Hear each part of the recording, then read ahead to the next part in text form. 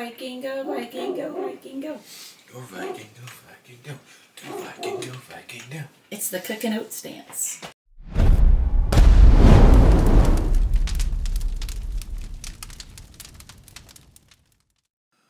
Alright. So that, okay, so. Based on the last one, I would suggest lowering your heat a little more. Oh, in the beginning. Mm-hmm. Alright. Because the bacon started to caramelize quickly. Yeah, it did. Alright, let's throw another one in there. There's your bacon and shallots. Again, if you're traveling, you would cut this up ahead of time, throw it in your little linen sack and have it for your first meal.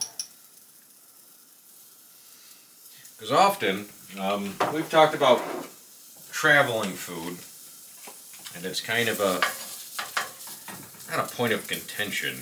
It's something that's always kind of bounced around in my head. You have your traveling food if you're never going to travel, and a lot of people put things in context of either fantasy books or medieval. In the Viking Age, as we know it, was different, right? You have the Viking Age, and then things kind of gave way to the Middle Ages, and then the Renaissance. It's like it's not a clear, linear time frame. Clear, linear, with a delineation time frame. But things were more primitive. They weren't stupid. They weren't primitive per se, but things were different. We put things in a fantasy context, right? If you're traveling, you only need enough food to get you to the inn, where you will find your adventuring party. Or the Middle Ages, where often you could find an inn or tavern or potentially something like that. The Viking Age wasn't too far off. You wouldn't pack everything to go traveling. You'd pack enough until you found your scrounging point.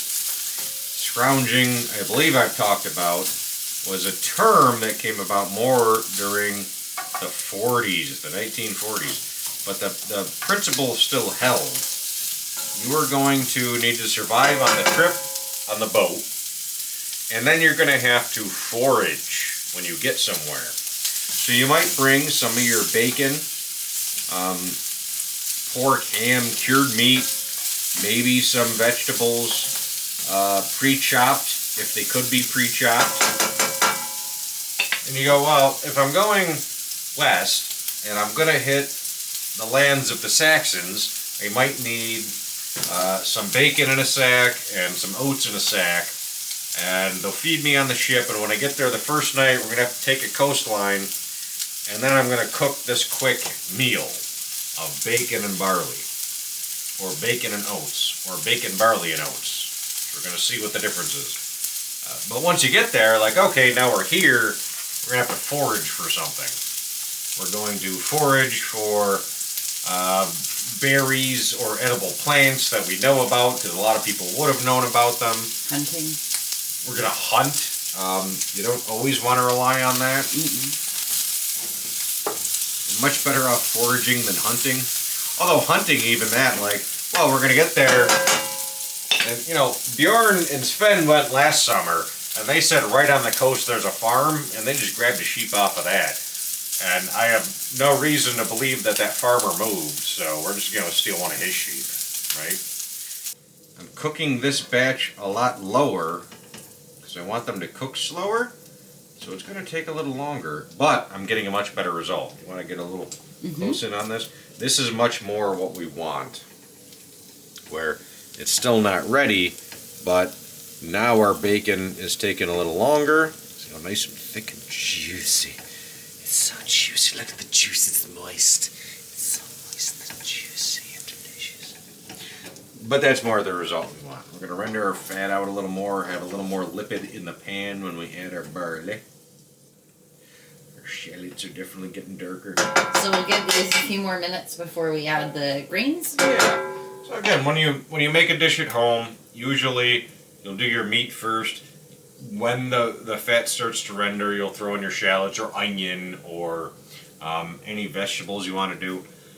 doing this as sort of a travel food, even though we're at home, we're doing it all at once, so our shallots are going to get a little more cooked ahead of time. But we're still trying to, even though we're at home, recreate that travel food experience. Right? So we're ready to toast our barley. Which again, I'm not expecting too many surprises from this, but the oats are already a bit of a surprise. Not expecting too much from this, but if the oats taught us anything, I want to salt the pan ahead of time.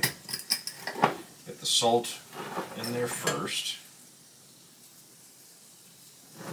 Without a great reason why. I just think if we put the salt in there and toast the barley with the salt, that it'll need less salt later. I don't know if that's a thing. It just, in my brain, seems like it could be a thing. Makes sense to me.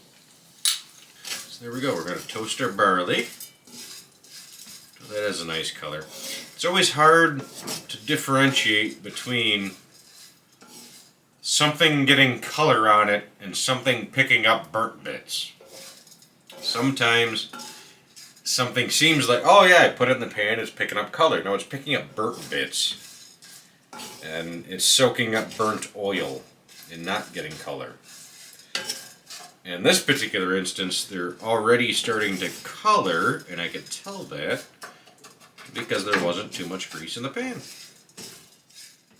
So we've got them toasting, they're starting to turn brown. We're going to add our water. Just like with the oats, the barley, they won't cook on their own like that. You can cook them till the cows come home. They're not going to be soft and tasty.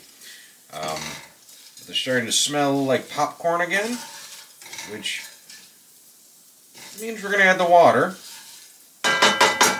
and start them cooking a little more properly. I'm going to do just a cover. That's a little more, which we know we'd have to add more anyway, so a little extra ain't bad. And again, now there's some salt in there, and we're going to be cooking off our water with our barley, but it's also going to sap some of the nice juice and flavor out of the pork that's in there, and even the shallots. So we're going to have that juice. When the water evaporates, it's going to leave all the nice flavor, and it's going to be so nice. It's so nice. So the oats soaked it up right quick. The barley seems to be taking longer. It takes a long time to absorb the liquid. Does it take a long time? So if you soaked them ahead of time, would they do that? Like with rice? Would it behoove someone cooking barley at home to soak it ahead of time? I have no idea. Maybe. Maybe. I don't know. I don't know enough about barley. Mm-mm. I mean, part of me says no, but I don't know why. So maybe that's the secret of the barley and oats together. The oats soak up a bunch of water, and we kept having to add it to it. And it cooked the barley just right. I don't know. I'm onto something there, but I haven't cracked the secret just yet.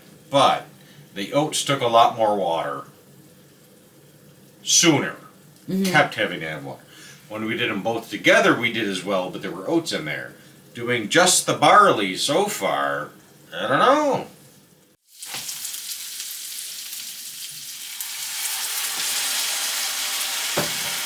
Little jigglies. Yeah. Let it sit too long without stirring. Started to burn. Gotta wait for this water to cook off. Well, that's on us. We'll let it sit too long. Want to stir. They say stir occasionally in recipes. Stir more often than you think you need to.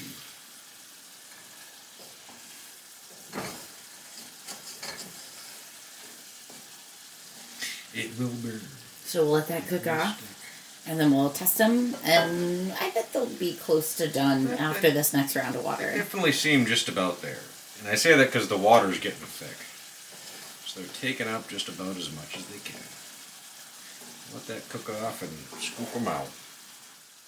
So the barley takes longer and more water. So we're going to start our last batch of the barley and oats. And I think we already almost have our answer. The oats soak up the water faster and dissolve as the barley is still cooking. So I think that's how we get our creamy texture. But we're going to find out. definitively. So we're going to start already our bacon and shallots in another pan to get going for our final batch. This is taking a while. Barley definitely Longer than I anticipated. We'll put it that way. Again, I think even the not quick oats, the regular whole oats are quicker.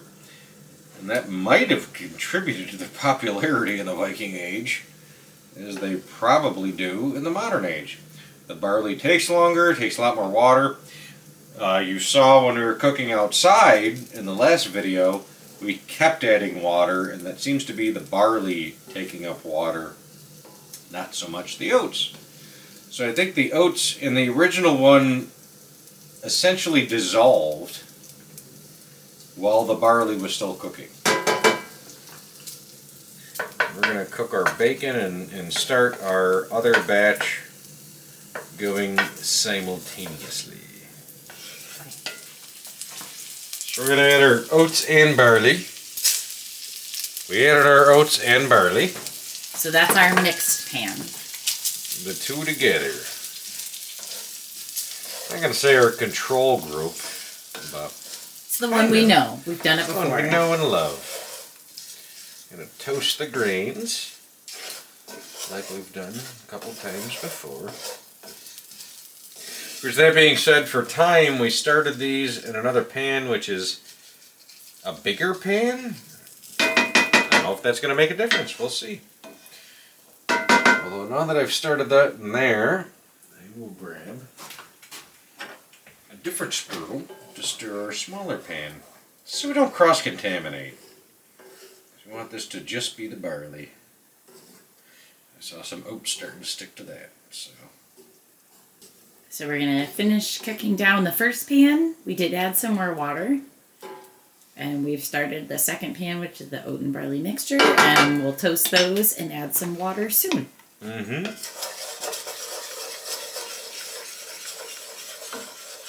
I smell the toasted oats. Yeah. Let's add our water. I think I'm going to start off with what seems like a little too much water to begin with. I would. Just because we know there's the barley in there. Say I would go for almost a little more.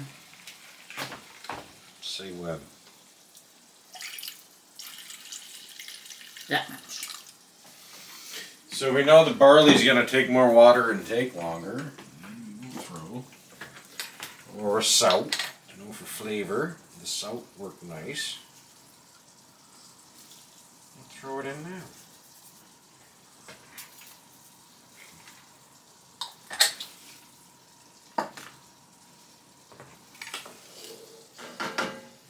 So far, if I'm going on campaign, I want to bring oats and not barley. Because after that first day of fighting, you hit the coast, you take a coastal town or a camp area, you want to eat something, you've been rowing all day, 2-3 days, you want to cook up some oats. Oats are quicker. I would make oats. Oats are quicker. They don't have as much protein. Yeah, just want to eat something. Yeah, when you just need food, oats are going to be your better bet. If you have the time and the water, barley is a much more filling meal.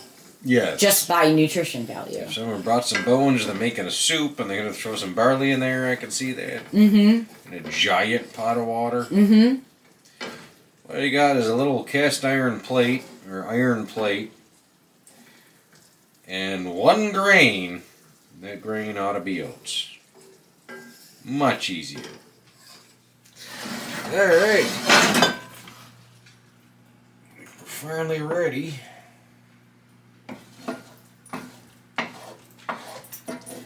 Definitely gooier. Yeah, the oatmeal, I would say it's the goopiest of the batches. Grayer. Yeah, it didn't toast quite the same. Yeah, it's interesting. Definitely different.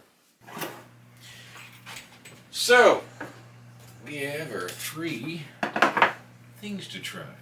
Let's give them a shot.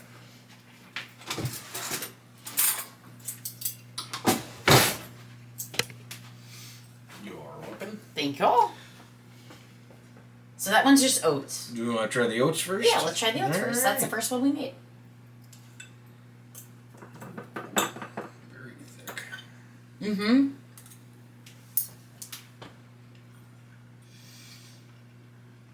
I taste a lot of the onion. I like that. It's just a lot of the toasted, but it's very dry. Mm-hmm. Not in a bad way. No, it's almost like an oatmeal cookie before you bake it. Mm-hmm. Yes, oatmeal cookie batter. I feel like you could bake that and you'd get like a granola bar. Mm-hmm. Mm-hmm. Not bad. I got a piece of pork in there. Mm-hmm. Mm-hmm. I like it. I like the flavor. I can tell we cooked it a little higher, like we were still getting the hang of the shallots and the bacon. Mm-hmm. It was good. Very dry. Barley. So this one's just the barley. Just the barley, which I expected to be more like the final product. Mm.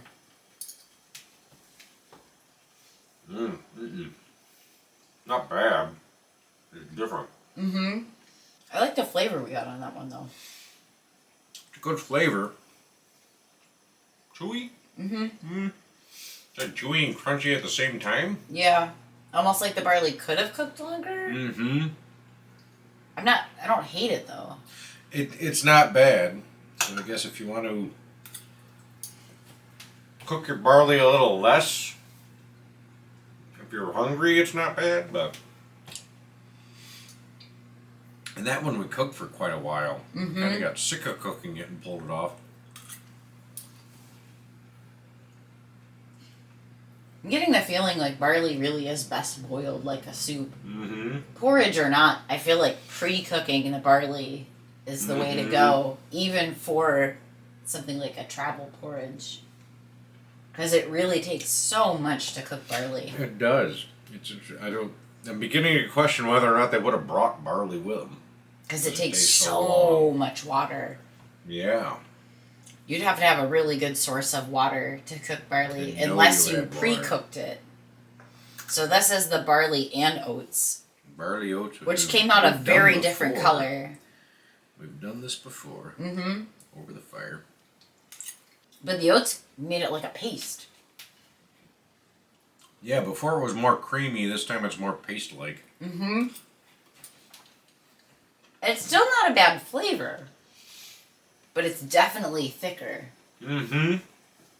The flavor and texture is definitely like an even combination of both. Mm-hmm. Like, it's what I would expect. If I mix this in here and mix them together, it's not too far off from this. Mm-hmm. But like, I get more onion out of the oat and I get more pork out of just the barley. And it could just be the way we cooked it, or I don't know, the amount of water you put in something. But the combination definitely comes out in this, even though it's a drastically different color and texture. And Mm-hmm. But the flavor profile is like a stark contrast or stark combination. Mm-hmm. So, we're filming for about 3 hours, cooking all these things, and the conclusion is, why did we cook oats and barley together? And I'd say because it tastes better. Nor because the texture's better. Yeah, you get a little bit softer texture. Mm-hmm. Unless you were really boiling barley in a big vat of soup. Again, to me, the surprise, hard. I could make a brick out of that. Well, I can make mortar out of that to make a brick out of that and build a roadway. Mm-hmm. This comes out smooth and creamy. Yeah, the oats seem to disintegrate and make the barley more of a creamy, like an oatmeal texture, really. You want to talk about it, it's an oatmeal texture. But the oatmeal alone doesn't do the oatmeal texture. No, but I wonder if we like simmered it longer, like, because we cooked this a lot longer to get the barley to cook. Because you said that earlier, that you wondered if it just kind of disintegrated in the barley because we simmered it for so long. Could be. I mean, I think they're all tasty. Mm-hmm. They all have good flavors. Just different ways to cook it. I think if given their option, I think Vikings would have gone with oats and barley on a high feast. They're very tasty. Mm-hmm. If you're traveling, you would have wanted the oats. Quick and easy. Mm-hmm. If you have the time, you would have brought the barley because it's tasty. Mm-hmm. If you're hosting the local Jarl, you'd break out both. Right. Well, and a little fancier, right? You show off. You break out both your grains that you've got to share. Mm-hmm. I agree. Mm-hmm. That was a fun experiment. A long one. The barley takes so long. So much longer than anticipated, because usually we throw it in soup. You got a big batch of soup and a lot of stock, you throw some barley in there and let it go for another 10, 20 minutes. Who cares? We're doing stuff the soup's on. Right, you really boil it in a lot of liquid. When you're cooking it for traveling or after a campaign, you're going to want something quicker. Mm-hmm. So that's why oats and barley. Oats and barley, that's why. That's why this whole video was a response to a comment. On why oats Leave and more barley. comments. Tell us why we did things wrong. Tell us what we did right. Tell us everything wrong with us and why the world's terrible and everything else. Everything great with us. Yeah. Tell us what we did right. Tell us what we did wrong. Leave comments. We might respond to your comments. Leave comments in our old videos. Go check them all out. Till next time, Chieftain and Deli. Out.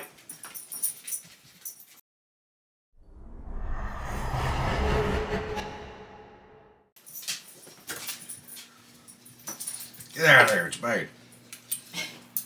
Nom, nom, nom, nom. You. Oh no!